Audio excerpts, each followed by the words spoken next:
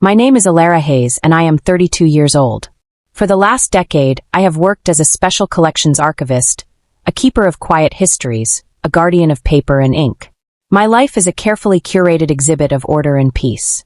But I never imagined that the most painful chapter of my own history would one day walk into my archive and beg me for a key to his future.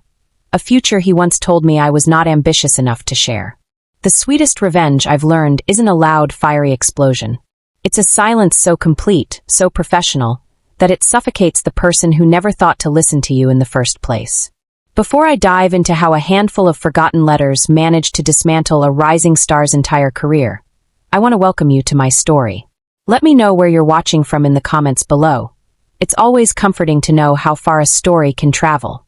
And if you've ever been told you were too quiet, too content, or not enough of something, please hit that like button. It helps to know we're not alone. For all the new viewers here, make sure you subscribe to join our community of storytellers who understand that strength doesn't always roar. The air in the university's special collections reading room has a scent all its own. It's a complex perfume of aging paper, leather bindings, and the faint, clean aroma of archival-grade adhesive. It's the scent of my sanctuary, my workspace, my kingdom. For years, this quiet, climate-controlled world was the perfect antidote to the noise of my life with Julian. Julian Thorne. Even his name sounded like it was destined for the spine of a book. He was brilliant, charismatic, and burned with an ambition so bright it often felt like it was scorching the air around him. When we were together, I orbited him like a small, quiet moon, content to reflect his light. I loved the way his mind worked, the way he could connect disparate historical events into a single, elegant thesis. I thought his ambition was a part of him, like the color of his eyes. I never realized it was a hunger that would one day decide I wasn't a satisfying enough meal. The end came not with a bang, but with a sigh of disappointment. We were in our apartment, the one I had painstakingly filled with second-hand books and soft, comfortable furniture. He was standing by the window, holding the acceptance letter for a prestigious fellowship, another jewel for his rapidly growing crown. I had just told him about a small victory of my own. I'd successfully secured a grant to digitize a fragile collection of 19th-century botanical illustrations. I was proud. It was important work, preserving delicate beauty for future generations. Julian looked at me not with pride, but with a sort of clinical pity. "That's nice, Alara," he'd said, the words smooth and dismissive. The silence that followed was heavy with everything he wasn't saying. I finally asked him what was wrong. He turned from the window, his handsome face a mask of thoughtful frustration. "It's not enough, is it?" he asked, more to himself than to me. It's lovely. It's comfortable. But it's not striving. You're not striving." I remember the feeling, a cold dread creeping up my spine. "I'm good at my job, Julian. I love my job." He shook his head slowly. "You're content. It's unambitious, Alara. I need a partner who pushes boundaries, not one who just catalogs them. My career is about to explode. I need someone who can keep up, who wants to be in the spotlight with me. And you're happy here in the quiet." His words weren't angry. They were worse. They were a verdict. He had weighed and measured my life, my passions, my very soul, and found them wanting. He left a week later, taking his ambition with him and leaving behind a silence in the apartment that felt less like peace and more like a vacuum. The label he'd slapped on me, unambitious, stuck. It became a quiet, ugly brand on my self-perception, a whisper in the back of my mind whenever I felt a flicker of pride in my work. 2 years passed. I poured myself into my sanctuary. The archive became more than a job, it was my reclamation project. I earned the promotion to head archivist not through loud declarations, but through meticulous, consistent, and innovative work. I built a reputation within the small, scholarly world of archival science as someone who was thorough, knowledgeable, and fiercely protective of the collections under her care. The quiet that Julian had derided as a weakness became the source of my strength. In the silence, I could hear the faint whispers of history. I could see the connections others missed. I was no longer a moon reflecting his light. I was a world unto myself, with my own core, my own gravity. And then on a Tuesday morning, the past arrived in my inbox. The subject line was deceptively simple. Research request, the Alvington letters. My heart didn't just skip a beat. It felt like it seized in my chest. I knew the name, of course. Julian Thorne. His email was a masterpiece of casual arrogance, cloaked in professional language. He wrote as if we were distant colleagues, not two people who had once planned a life together. He briefly outlined his doctoral thesis, a work that was already being hailed as a future landmark in historical studies. His entire argument hinged on a collection of private letters written by Lord Alvington, a controversial 18th-century political figure. And those letters, all of them, were housed in my archive. Due to their extreme fragility and value, they were designated as a restricted collection. Access was granted rarely, and only with the express permission and constant supervision of the head archivist. Me. He had to ask me.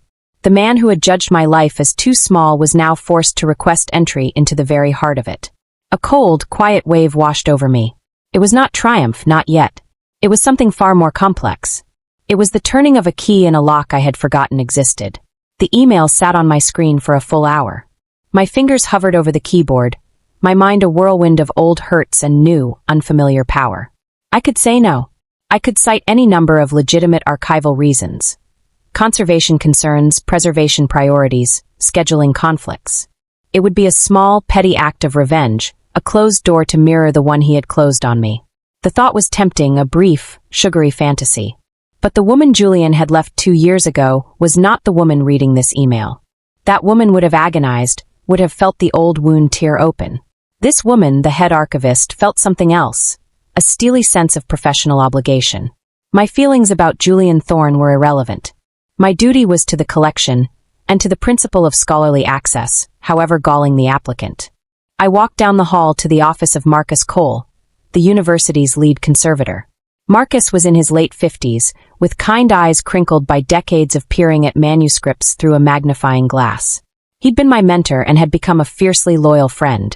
He'd seen me through the worst of the breakup, never offering platitudes, just a steady presence and endless cups of terrible breakroom coffee. He knew the whole story. I forwarded him the email without a comment. A few minutes later, he appeared in my doorway, leaning against the frame. "Well, well," he said, his voice a low rumble. "Look what the cat dragged in. The academic titan comes begging at the temple gates. I have to grant it, don't I?" I said, my voice flatter than I intended. "He's a legitimate scholar. His request is valid." Marcus looked at me, his gaze sharp. "Your personal history doesn't disqualify him from making a request, Alara. And it doesn't disqualify you from setting the terms. The Alvington letters are grade 1 restricted. The rules are ironclad. You don't have to do him any favors. You just have to do your job. And your job, as I recall, involves enforcing those rules to the letter. No exceptions." He smiled, a slow, knowing smile. "Treat him like any other researcher. A particularly odious one, perhaps, but just another researcher. Let the procedure be your shield. And your sword." His words solidified my resolve. I returned to my desk and began to type. My response was a work of art in professional detachment. It was polite, formal, and cold as ice. I acknowledged his request. I informed him that access could be granted. Then I laid out the terms, a litany of rules that I knew would chafe against his ego. All research sessions to be conducted in the main reading room, under my direct and constant supervision. A maximum of 3 hours per session, bookable no less than 48 hours in advance. No personal items at the research table, no laptop, no phone, no briefcase. The archive would provide pencils, acid-free paper, and book snakes. He was not to touch the letters with his bare hands. Nitrile gloves would be provided and must be worn at all times. All notes would be subject to inspection upon his departure from the reading room. And finally, the rule that I wrote with a certain grim satisfaction. To protect the fragile materials and ensure the concentration of all researchers, absolute silence must be maintained in the reading room at all times. I signed it not with Alara, but with E. Hayes, head of special collections. I hit send before I could second-guess myself. The reply came back in under 5 minutes. "The terms are acceptable. Please book my first session for Thursday at 10 a.m. The brevity of it told me everything. He was annoyed, but he was desperate. The power dynamic had shifted, and we both knew it. That Thursday, the silence in the reading room felt different. It was charged, heavy with anticipation. I spent the morning preparing. I retrieved the Alvington letters from the climate-controlled vault. They were housed in 3 gray, acid-free archival boxes. Handling them always felt like a sacred act. The paper was thin as a dragonfly's wing, the ink faded to a rusty brown. These were not just documents, they were whispers from the past, tangible pieces of a life lived 3 centuries ago. I arranged the first box on a plush velvet cradle at a large oak table, the one furthest from the door. I laid out a fresh pair of nitrile gloves, a set of sharpened pencils, and a stack of archival paper. My heart was a steady, rhythmic drum against my ribs. I was not nervous. I was prepared. At precisely 10 o'clock, the heavy door of the reading room swung open. Julian stood there. For a moment my breath caught.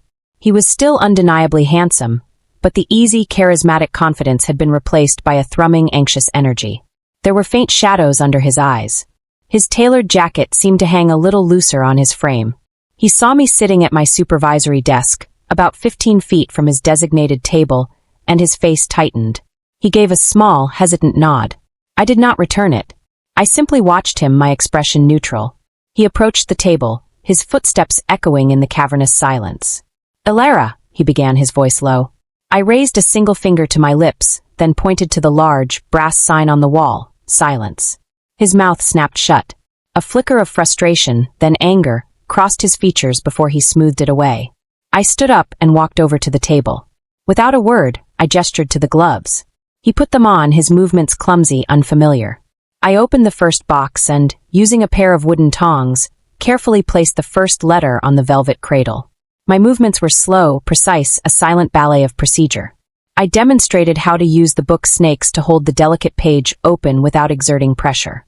I tapped the pencil, then the paper. Then I retreated to my desk. The next 3 hours were the longest of my life. The only sounds were the soft scratch of his pencil, the rustle of my own work, and the loud, unspoken history between us. I did not look at him, but I was aware of his every movement. I could feel his frustration radiating across the room. He was used to commanding spaces, to filling them with his voice, his ideas. Here he was a supplicant, trapped in a cage of silence, and I was the warden. He shifted in his chair. He sighed. He ran a hand through his hair, forgetting for a moment about the glove, and I cleared my throat, a small, sharp sound that made him flinch. I felt a storm of emotions raging beneath my calm facade. Every tick of the grand clock on the wall was a reminder of the hours we'd spent talking, laughing, arguing. I remembered him reading his early drafts to me, his voice full of passion and excitement. I remembered the way he'd dismissed my world, this very world of quiet, careful work. And a small, hard part of me took a grim satisfaction in his discomfort. He had called my life small. Now his entire, grand ambition was dependent on my permission to enter it. He thought this was my revenge. He was wrong. This was my job. The fact that it was tormenting him was just, as Marcus had put it, a professional perquisite. When the clock struck 1, I stood up. "Your session is over, Mr. Thorne."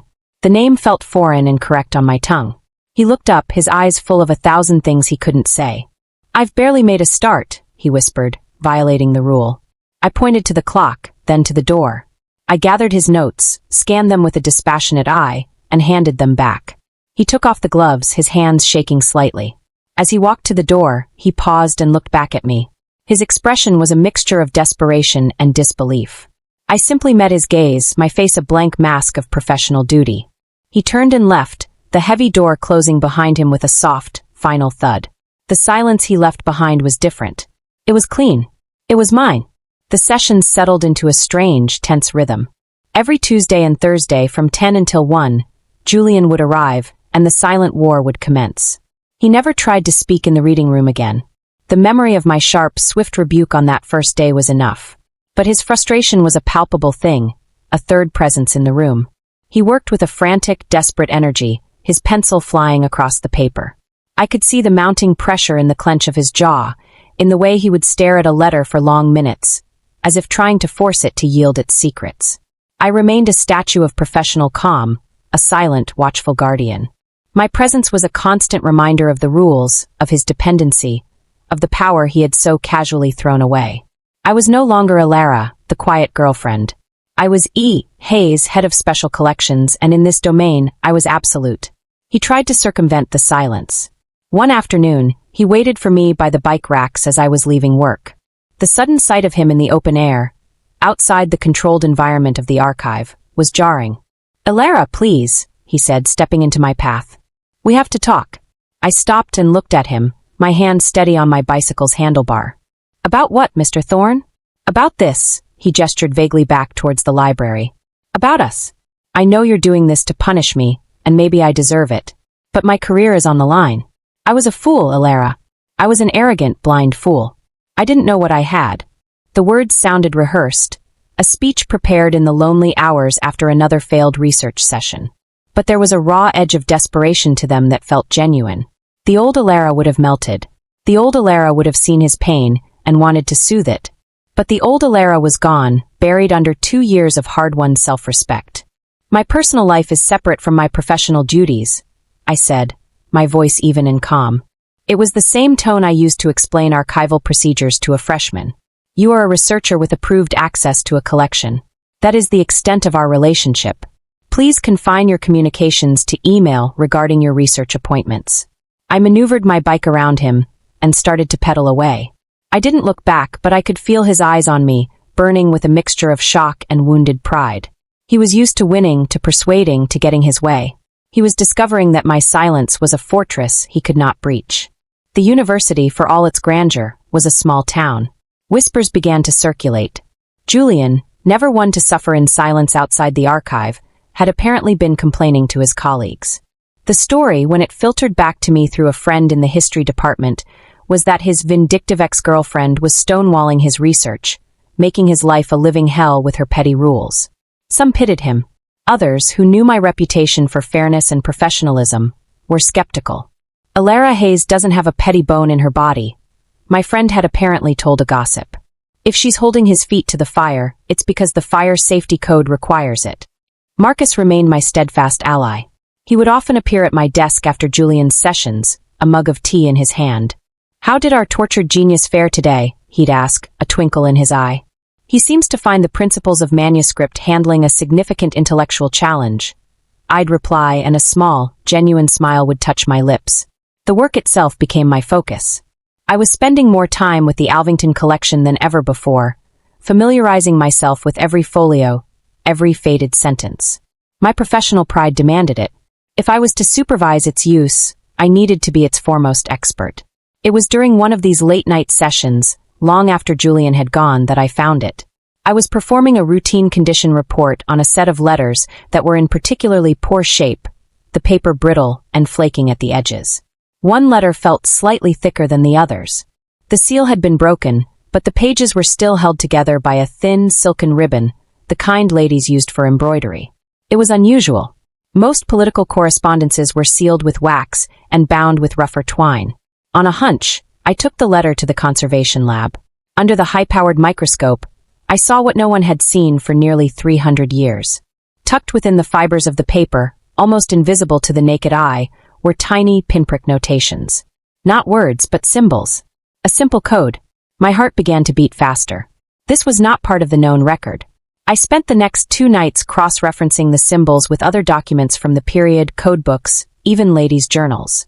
The breakthrough came when I pulled the acquisition file for another collection we held, the personal diaries of one Lady Annabel Fairchild. Her husband, Duke Fairchild, was Lord Alvington's most bitter political rival. Julian's entire thesis was predicated on this rivalry. He argued that Alvington's seemingly reckless political maneuvers were all part of a grand, ambitious scheme to ruin the Duke. Lady Fairchild's diary, however, told a different story. In an entry from 1738, she wrote about a secret language she had created, a language of small symbols she used to communicate with a beloved friend because her husband read all her correspondence. She included a key, a heart pierced by an arrow, a weeping willow, a star. They were the same symbols I had found pricked into the Alvington letter. My hands were trembling as I went back to the letter and began to translate. It was not a political document. It was a love letter.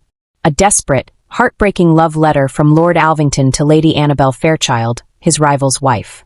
He wrote of his despair, of the public feud he had to maintain with her husband as a cover for their stolen moments. He confessed that his most notorious political act, the one Julian's thesis hailed as a masterstroke of ambitious sabotage, was, in fact, an elaborate ruse designed to draw the Duke's attention away from a planned secret meeting between the lovers. I sat back in my chair, the silence of the archive pressing in on me. Julian's theory was not just wrong, it was the complete opposite of the truth. He had built his grand narrative of masculine ambition and public power on a foundation of sand. The real story, the one hidden in plain sight, was not about ambition at all. It was a story of love, sacrifice, and secrecy. It was a quiet story. The kind of story you could only find if you were patient, if you were willing to look closely, if you cared about the small, overlooked details. I held Julian Thorne's career in my gloved hands. All I had to do was nothing. I could let him continue, let him finish his thesis, let him publish it. The moment it was published, I, or any other diligent archivist, could reveal the new evidence. His reputation would be shattered.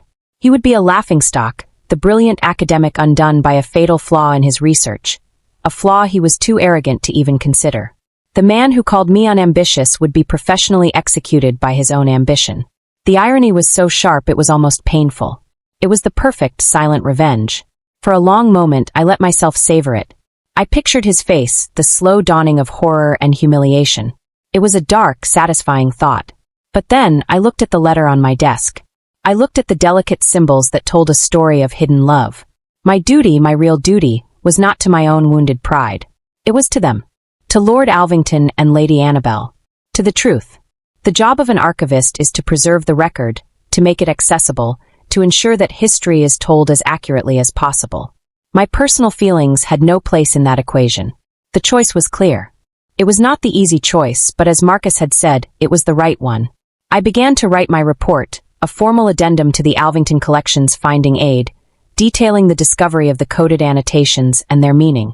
I would present it to Julian at his next session. My revenge would not be his ruin. It would be my integrity. The day of Julian's final scheduled session arrived cloaked in a damp, gray drizzle that matched the mood inside the archive. He looked worse than ever. His face was pale and drawn, and his movements had a twitchy, frantic quality. The deadline for his thesis submission was a week away, and I knew he hadn't found what he was looking for. He still believed the collection held a smoking gun. A single letter where Alvington explicitly stated his intention to destroy Duke Fairchild. He was chasing a ghost, and the chase was breaking him. He sat at the research table, his shoulders slumped in defeat. He was a general surveying a battlefield where he had already lost. I followed my usual routine. I brought out the familiar gray archival box. But today I also carried a second, much smaller flat box. I placed it on the table next to the first. Julian looked at it, a flicker of curiosity in his exhausted eyes. He opened his mouth to ask, but stopped himself, remembering the rule of silence. For the first time in weeks, I broke it myself. "Mr. Thorne," I said. My voice was calm and even, cutting through the heavy silence of the room. He flinched, surprised to hear me speak.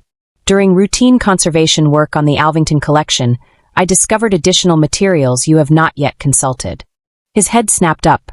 The exhaustion in his eyes was instantly replaced by a desperate, hungry hope.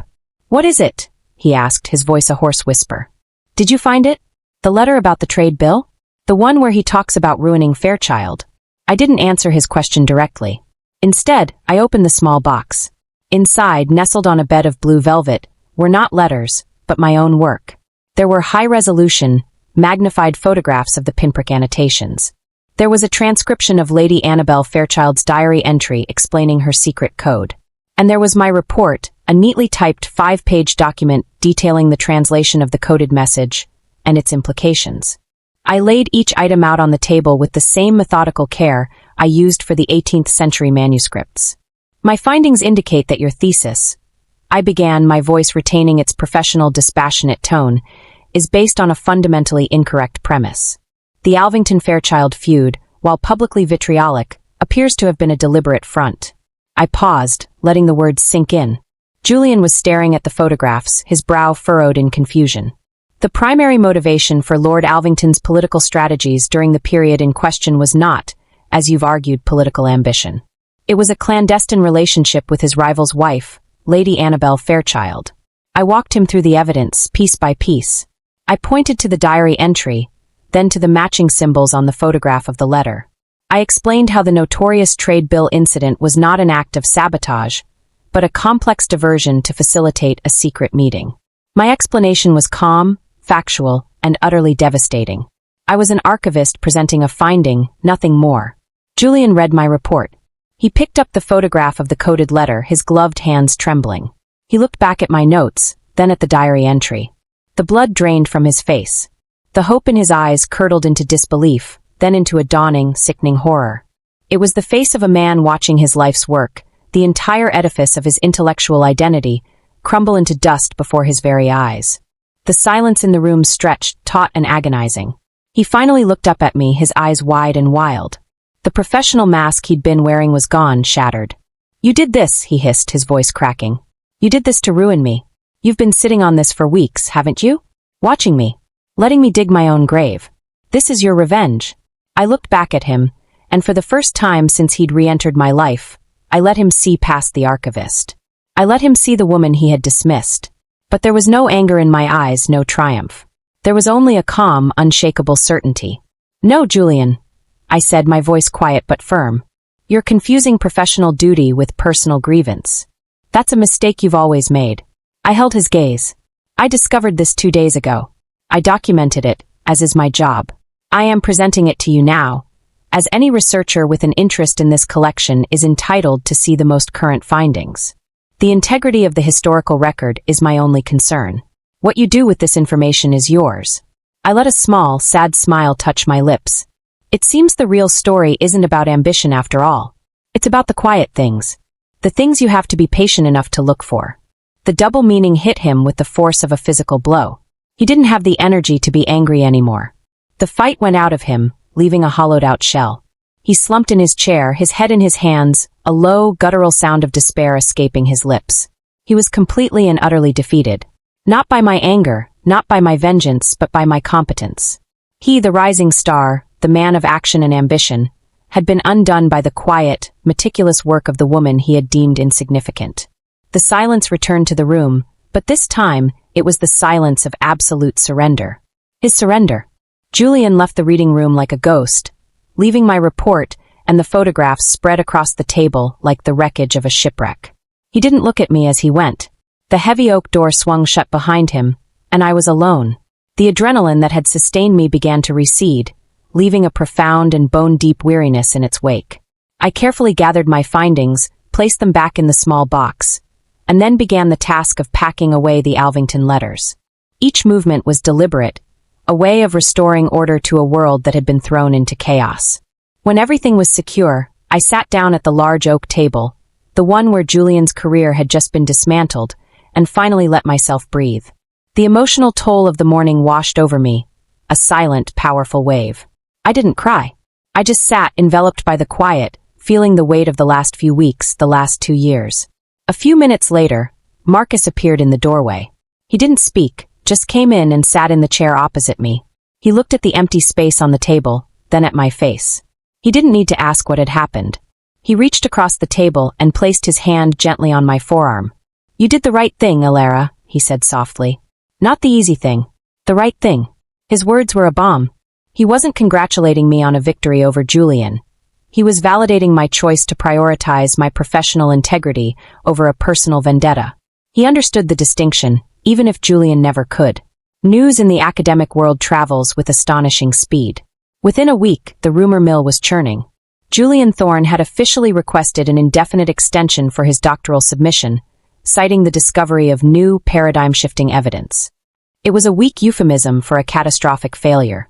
His advisor, the formidable and famously exacting Professor Albright, head of the history department, was said to be furious. Then, a formal request for a meeting appeared in my inbox. Not from Julian, but from Professor Albright herself. I walked into her imposing, book-lined office feeling a familiar flicker of nervousness. Professor Albright had a reputation that preceded her. She was a titan in her field, and she did not suffer fools gladly. I expected a grilling, a cross-examination, perhaps even an accusation of unprofessional conduct. She gestured for me to sit, her expression unreadable. "Miss Hayes," she began, her voice crisp. "I've had a thorough discussion with Mr. Thorne. He has also shared your report with me." She picked up my 5-page document from her desk, holding it as if it were a precious artifact. "This," she said, tapping it with a long, elegant finger, "is impeccable. A model of archival diligence and scholarly integrity. Your analysis is brilliant. You haven't just corrected a minor error. You've unearthed an entire hidden narrative. Frankly, you have saved this university and Mr. Thorne a tremendous amount of future embarrassment." I was stunned into silence. I had prepared for a battle, not for praise. "I was just doing my job, Professor," I managed to say. "You did more than your job," she corrected me. "You demonstrated a level of insight that many tenured professors lack." She leaned forward, her eyes sharp and assessing. "Mr. Thorne's work is, of course, unsalvageable in its current form. However, Your discovery is a major one. It deserves to be published. I would like to propose that you and Mr. Thorne co-author a paper for the Journal of 18th Century Studies. It would be the lead article. It would. She paused. Make your career. There it was. The ultimate prize in Julian's world. A lead article in a top-tier journal. A public stage. Applause. The very definition of academic ambition, handed to me on a silver platter. I could picture it. Thorne and Hayes, 2023. My name, forever linked with his. Part of me, a small, old part, was tempted. It would be the final, irrefutable proof that I was not the person he thought I was. But as I sat there in that quiet, impressive office, I realized I no longer needed that proof. My proof was in the work itself. Thank you, Professor, I said, my voice surprisingly steady. That's a very generous offer. But I must respectfully decline. Professor Albright raised an eyebrow. I will be publishing my findings, of course, but I will be doing so in the proper venue, as a formal, detailed supplement to the Alvington Collection's Finding Aid, published by this library. The discovery belongs to the archive, and it should be presented as such, accessible to all researchers equally. I took a breath. As for a journal article, perhaps that is something I will consider writing myself at a later date. Alone. A slow smile spread across Professor Albright's face. It was a smile of genuine respect. I see, she said. An excellent decision, Miss Hayes. A very principled one. She understood. I wasn't rejecting the opportunity. I was redefining it on my own terms. I was not becoming a different version of Julian. I was becoming more completely and confidently myself. A year can change everything, or it can change nothing at all. In my case, it did a little of both. My life was still quiet. I still found my greatest joy in the scent of old paper and the pursuit of forgotten stories. But something fundamental had shifted within me. The brand of Unambitious had faded, erased not by a grand gesture, but by 1,000 small, confident decisions. The discovery in the Alvington Letters, published as a library monograph, had become a minor sensation in the archival world. It didn't make me famous, but it made me respected.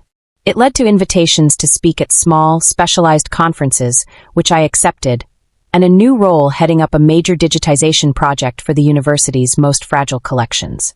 My ambition hadn't suddenly appeared. It had simply been given the space to breathe, to follow its own quiet, determined path. It was the ambition to do good work, to do it with integrity, and to find my fulfillment in the process, not the applause. I saw Julian occasionally on campus. He was no longer the charismatic rising star. He had managed to salvage his doctorate, but only by drastically rewriting his thesis into a much smaller, less significant work. A study of the very public feud he had once seen as a grand drama, now presented as the political theater it was. He was a lecturer now, his trajectory permanently altered. The blinding light of his ambition had been dimmed to a low, steady flame. One afternoon, as I was leaving the library, he approached me. He looked older, humbled. The arrogance was gone, replaced by a quiet resignation. "Elara," he said, and my name no longer sounded like an accusation on his lips. I just wanted to say, "I'm sorry." It was simple, unadorned with excuses. I was wrong. About everything. About you. I looked at him, at the man who had caused me so much pain, and I felt nothing. The anger was gone. The hurt had scarred over, leaving new, stronger tissue behind. All I felt was a faint, distant pity. "I know," I said. It was all that needed to be said. We gave each other a small, final nod, and walked away in different directions. Our paths finally, irrevocably diverged. As I walked across the sun-dappled quad, I reflected on the nature of ambition. Julian had seen it as a destination, a mountain to be conquered and planted with a flag for all the world to see. He had been so focused on the summit that he had missed the entire landscape around him. For me, ambition had become the journey itself. It was the quiet, patient work of navigating the terrain, of knowing the ground beneath my feet, of finding the hidden springs and secret paths that others, in their rush to the top, overlooked. He needed the world to tell him he was brilliant. I just needed my work to be true.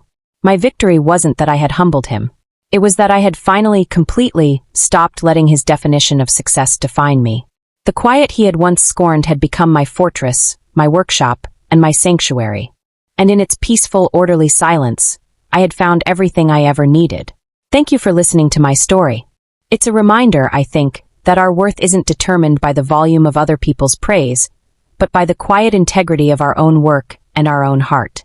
Have you ever had to find your own definition of success, separate from what others expected of you? I would be honored if you shared your own story in the comments below. Let's create a space where all kinds of ambition, loud and quiet, are celebrated. Please don't forget to like this video if it resonated with you, and subscribe to the channel for more stories about finding strength in unexpected places. Remember, sometimes the people who underestimate you the most are just giving you the space to build a foundation they could never imagine. Thank you for joining me.